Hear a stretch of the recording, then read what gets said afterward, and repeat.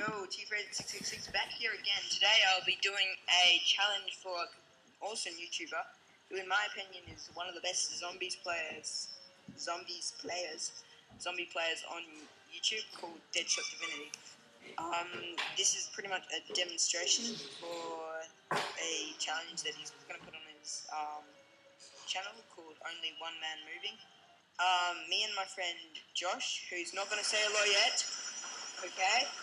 To do this challenge, we only get to round 19 and start having major issues at round 12. Whenever we realise that we have moved together at the same time, that's when we will stop trying to go far, and one of us will almost definitely get down. So with that said, Josh, you want to come over and say hello? Hello. He's been a bad boy. Been naughty. Yeah. And weird. It was weird all the time, but I mean, he's just being annoying. Anyway, what we're doing here is a strategy guide, and I'm gonna just tell you what I'm doing first, which is pretty much, I just run upstairs as soon as the round starts. Josh will stand and land up. I run upstairs, grab the M14 as I'm going off, and I just pretty much run around to the top, just rape training up there, which isn't really rape training, just slaying zombies up there with my knife and M1911 until about round 3 or 4, and then I pull out my M14 and start slaying them. So that's fairly easy, almost normal for me. And Josh, do you want to tell them what you're doing? So I stand on this point because I can have a good vantage point over my two windows, and then I just pivot from one window to the other with my M11, and then we swap at that same time to our M14. I think Josh might swap a bit sooner. But anyway, you'll see what happens when some unlikely event occurs. Unlikely event. What should I say? Improbable event. Like that. Getting a max ammo. So we all reload. I stay still towards one of the windows so I can pretty much have my back to one and be covering the other. And I just wait. My weapon is filled with bullets. My body is filled with next round, which is round 3. Around round 3, I think Josh gets out his M14. I don't, which proves to be a bit of a challenge. Because there's heaps of zombies coming in, and I'm just trying to point hole with my M1911 still. So it doesn't work out too well, but I think it will be alright. For 2 parts of this commentary, which will probably be part 2 and 3. That was pretty quick. Probably part 2 and 3. We will be doing separate, like I will just be talking by myself and Josh will just be talking by himself. I'll probably let Josh do the talking for himself at around part 2. Alright, I'll be talking to myself at part 2 and Josh will do his at part 3. So I think that will make people feel more like both people are contributing to the commentary, and it's not just like me or Josh just continuously talking to the mic, which will be good. I was very surprised at this last episode. See, I haven't switched my M14, which is proving to be a problem right now because I'm trying to knife all the zombies off by hand.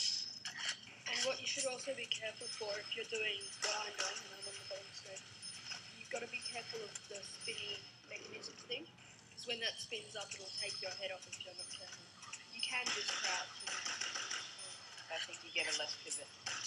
In this, Josh is not playing as good as he is. He almost is, like he may, but they just put on the slightest bit because we're playing this on quite low sensitivity. Quite low sensitivity. Josh usually plays at around 3 or 4, or 5.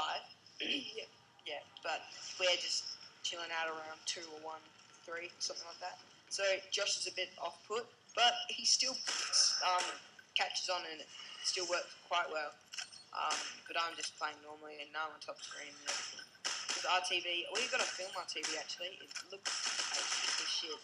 This is a 2-year anniversary from the day where Robbie bubblegummed the TV and formed huge black dots which would stay on the TV. And they block out my whole screen. Not your whole screen. They block out the round, they block out the equipment, and I think The ammo. the ammo. Oh yeah, the ammo, the equipment, and the round. So it's pretty much just Josh has a very limited way of telling how much ammo his lab has left, and can't really tell how much he has to conserve or save for later rounds. So And that becomes tricky later. in later rounds. So pretty much what I'm doing now is just finishing off this zombie while Josh has another one. I grabbed the MP5K. You don't have to do this, guys. I just did it for God knows what. You want to buy the MP5K to stay around that area for a while? We're not. Bought it probably as like a safety measure, just to make sure that we don't get something come up and like a law or something, and then I have to stick around with it, just firing into this little hole that we have for our strategy guide. Probably blow up. Yeah, destroy us both.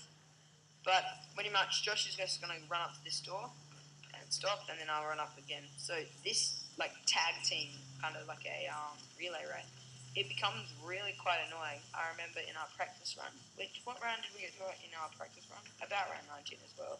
Yeah. But in our practice run, we pretty much just were pissing each other off because we both really had the same situation on the first round. We both had we both had been up for ages and we both wanted to do something fun. But Reagan, nice job. So It was lucky of me to get a ray gun, so I volunteered to let Tom run. Yeah, so that he actually gets off right down to where he's meant to be running his rate train without a single problem. So that was actually really decent of him. So this is not only good for only one man moving. This strategy is also good for, say, if you're playing with a bit of a newbie player on multiplayer or something, or just split screen with a few young ones.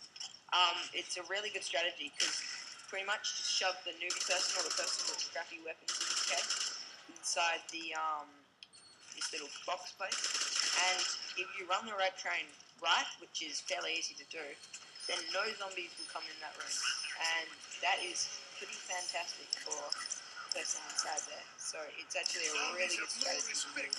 I pretty much just cover my window and point them off. Probably explain a little bit of the challenge now. Pretty much, only one man moving. Doesn't even matter if you're down. Only one man allowed to run forward. You can. Or woman. Oh yeah, Sarah Michelle Gellar. Anyway, so only one man is allowed to move. That's moving forward, backwards, just moving the legs. You're allowed to jump, crouch, and pivot if you're not prone. And prone if you're not moving. But besides from that, and shoot, of course. But besides from that, you're not pretty much allowed to do anything else. So that is pretty much the challenge. You're also allowed to press buttons, like press to like heal up the window or get to the box or get Juggernog or something like that. And that's also quite handy. So it's like a huge relay tag team that we do. Right now, it's just chilling us, trying to get enough points to go for Juggernog. Josh gets quite protective of it after a while because he wants the points. He wants them. He wants to go to Juggernog. I don't think Josh has done much speaking, so I think for part 2 I'll let him do his talking, and pretty much I'll just chill around, maybe get myself some 2-minute noodles for accommodation. But too racist.